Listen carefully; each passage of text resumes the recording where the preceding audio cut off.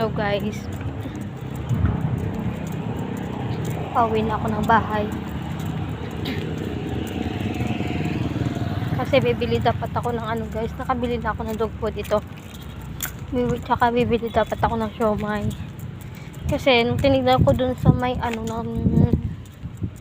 sa price ng dog food na sa 174, tapos nung dumating na ako sa counter naging 290, na short yung pera ko. Hindi ko alam na ano pala siya, 119. Ba't kasi nakalagay dun 174? Hindi na tuloy ako bumili kasi may sobra pa naman ako kasi hindi ko na binili. Dami nang ginagawa na bahay dito guys, may bagong ginagawa na naman yun.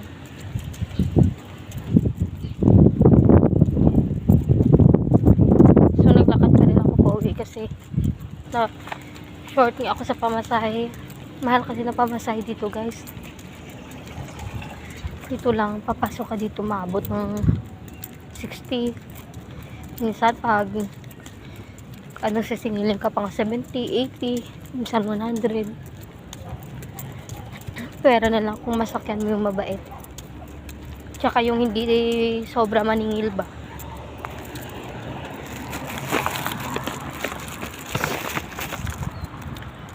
Nakarating ako sa SM guys mga 5.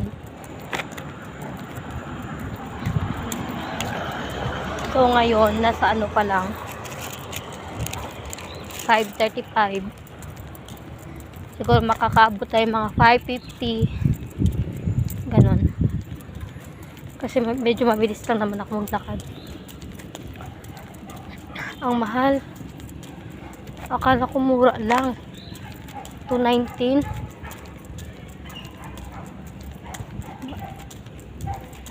Wala na akong pangbayad ng ano ko.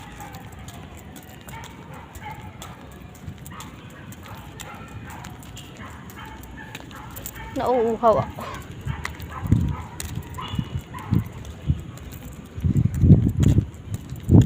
Lapit lang naman dito yung bahay namin Hindi naman siya gano'ng kalayo. Nag-dry yung buhok ko guys kasi lalo siya nag-dry ulit. Kasi diba nagkaroon ako ng sakit, tapos mga ilang days ako hindi nakaligo, nakatali lang siya ng nakatali. Tapos ngayong araw lang ako naligo, tapos nung naligo ako, yan, sobrang daming lagas. Nagkasakit kasi ako guys, sabay-sabay pa. Pero ngayon okay na ako. Nagkaroon ako ng allergy, tapos nilagnat ako, tapos sinipon tsaka ubo. Ngayon okay na.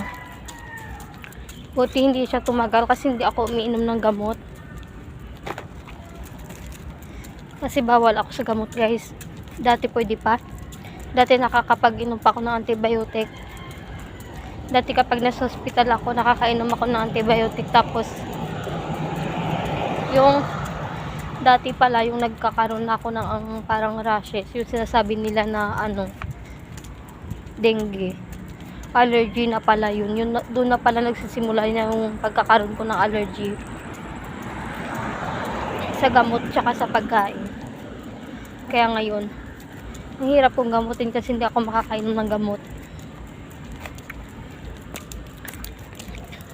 Tapos minsan pag kumakain ako, kahit hindi mga hipon, pag nakatikim ako ng pagkain tapos parang yung pagkain, magkakaroon ako ng allergy. Kaya mahirap. Nahihirapan ako.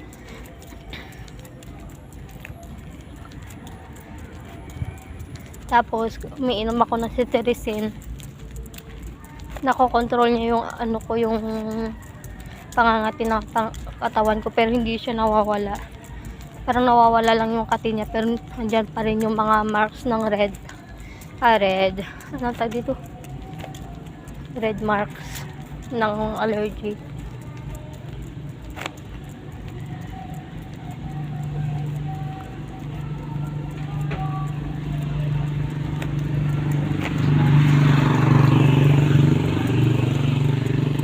mga ilang araw. Ay, una, alam ko na talaga na may allergy ako. 3 days ako nagkaroon ng allergy, tapos nawala siya.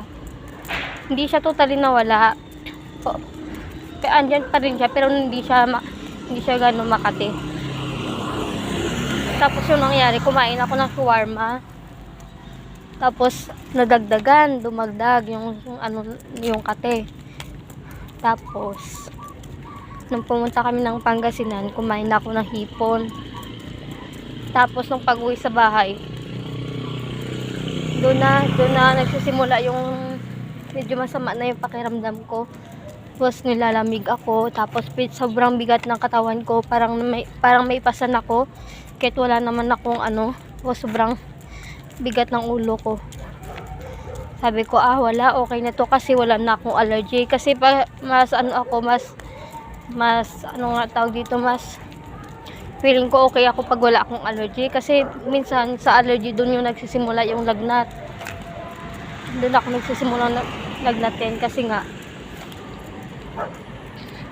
hindi yung mainit lang yung katawan mo, nagkakaroon talaga ako ng lagnat. Kasi di ba pag allergy ka, mainit yung katawan mo. Sabi ko, wala lang to, okay lang to. Pagising ko sa umaga, namaga na yung buong mukha ko.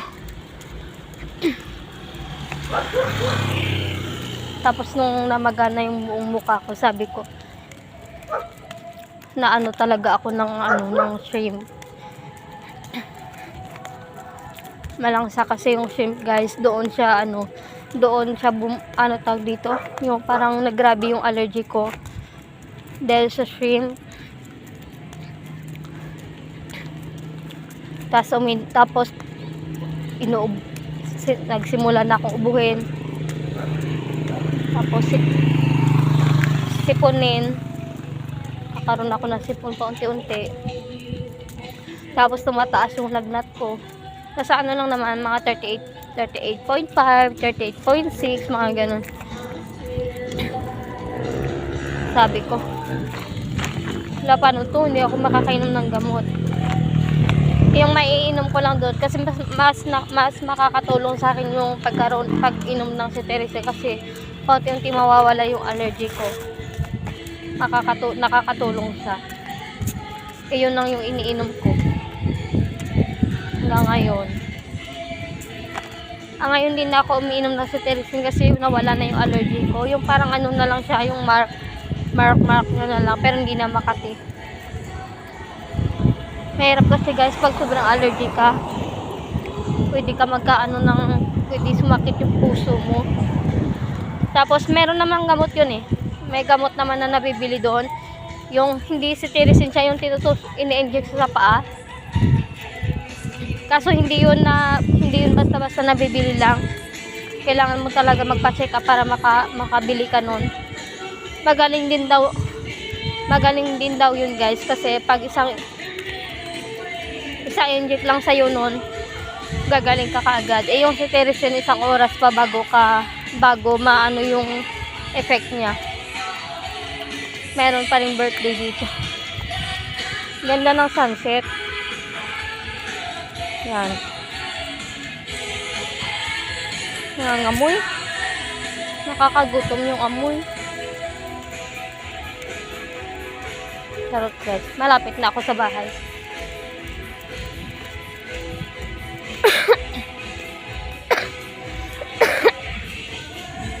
Dito lang ako nagkaroon ng allergy na sobrang worst talaga. Yung uminom ako ng amoxicillin kasi bifenamic kasi sobrang sakit ng ngipin ko noon. Tapos hindi ko na talaga kaya yung sakit, uminom ako ng bifenamic. Tapos grabe bilis ng effect pag gamot yung nakaano sa'yo. Pag allergy ka sa gamot, sobrang bilis ng effect niya sa katawan mo. Grabe, namula agad ako noon. Tapos nakakatakot minsan kasi sa dibdib ko nagsisimula yung kate, tapos paakyat sa ulo bago ang paa tsaka kamay. Kaya yun ang nakakatakot, pero okay naman kasi at least hindi masakit yung dibdib ko. Kasi mas nakakatakot pag sumakit yung dibdib mo, pag hindi ka makahinga ba. Okay, malapit na ako sa bahay. Kailangan ko na magpaalam. Bye-bye.